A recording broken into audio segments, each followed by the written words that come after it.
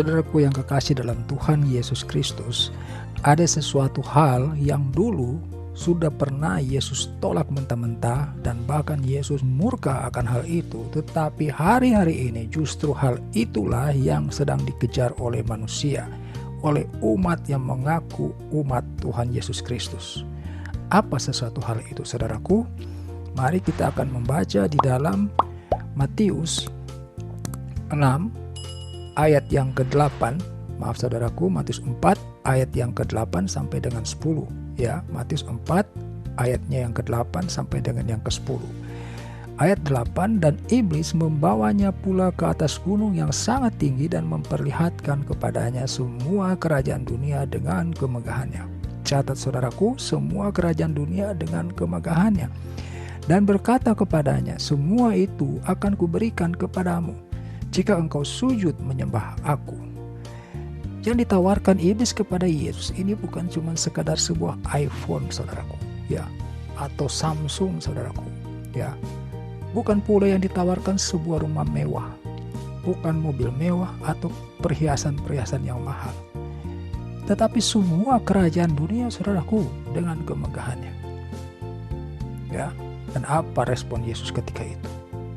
Ayat 10, maka berkatalah Yesus kepadanya, enyahlah iblis, sebab ada tertulis, engkau harus menyembah Tuhan Allahmu, dan hanya kepada Dia sajalah engkau berbakti. Jadi sesuatu yang sudah pernah ditolak oleh Yesus Kristus, hari-hari ini dikejar saudaraku, ya, diburu oleh manusia.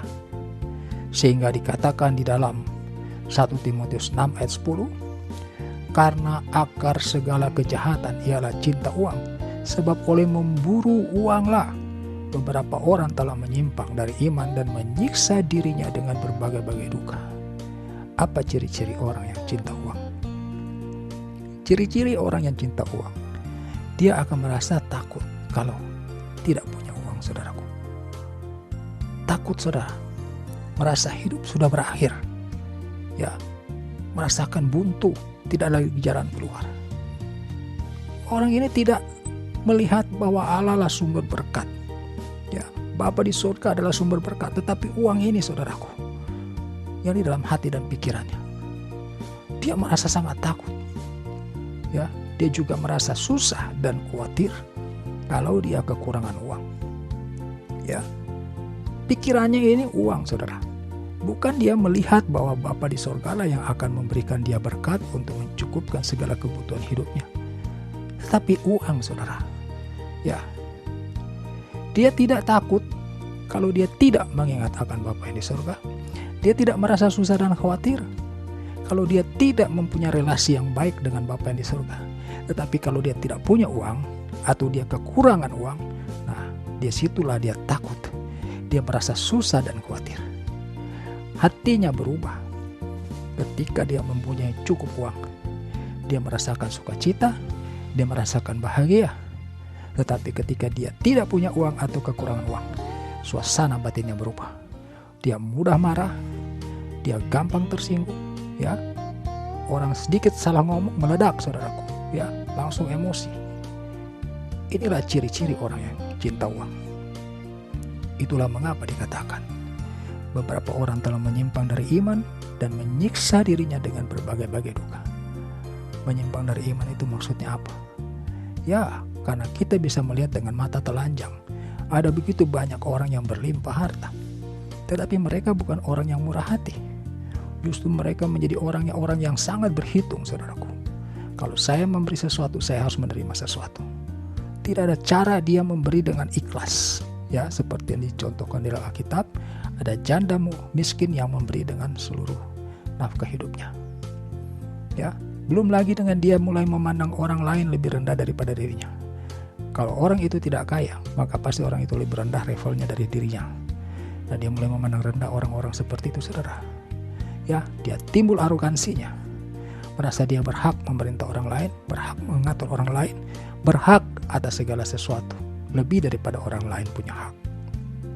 Inilah, ya, akibat daripada orang yang cinta uang itu. belum lagi berbagai-bagai duka yang akan dialami.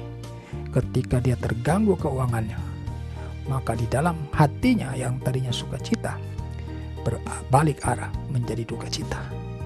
Dia begitu tertekan, begitu susah, ya, berduka, saudaraku.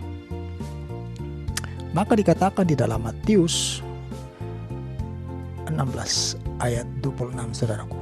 Ya, Matius 6 ayat 26, di sana dibilang, apa gunanya seorang memperoleh seluruh dunia tetapi kehilangan nyawanya? Ya, kehilangan nyawa di sini bukan engkau mati terbunuh, ya saudara, tetapi mengenai keselamatan. Ya, apa gunanya seorang memperoleh seluruh dunia tetapi dia kehilangan keselamatan? Dan apakah yang dapat diberikannya sebagai ganti nyawanya? Saudara, pernyataan ini tertulis di dalam 2 kitab. Bukan cuma di Matius tetapi juga di dalam Markus 8 ayat 37. Artinya ini adalah sesuatu yang penting untuk kita ingat selalu, saudaraku. Setiap orang membutuhkan nafkah hidup. Setiap orang membutuhkan uang untuk operasional kehidupannya. Tetapi firman Tuhan ini mengingatkan kepada kita, jangan kita terbalik-balik, saudara, ya. Kita mengejar uang untuk memenuhi kebutuhan hidup kita. Padahal Yesus, Allah kita, Bapa di surga, justru yang memberkati kita. Kita lupa kepada sumber berkat. Kita menaruh harap kepada yang justru bukan daripada sumber berkat itu. Ya, uang itu bukan sumber berkat, saudara. Bapa di surga itu adalah sumber berkat. Tuhanlah yang menjadikan orang kaya. Tuhanlah yang menjadikan orang miskin. Ya, harta itu dari Tuhan. Sehingga ketika hatimu terpaut justru kepada harta kekayaan, artinya engkau telah tidak mengindahkan Bapa yang di surga sebagai sumber berkat itu. Inilah yang disebut engkau kehilangan keselamatan. Ya. Oleh karena itu bertumbuhlah dengan benar di dalam iman. Ya, utamakanlah belajar firman Tuhan. Sebab jikalau engkau benar di mata Allah, sudah pastilah Bapa yang di surga itu akan memberkati hidupmu.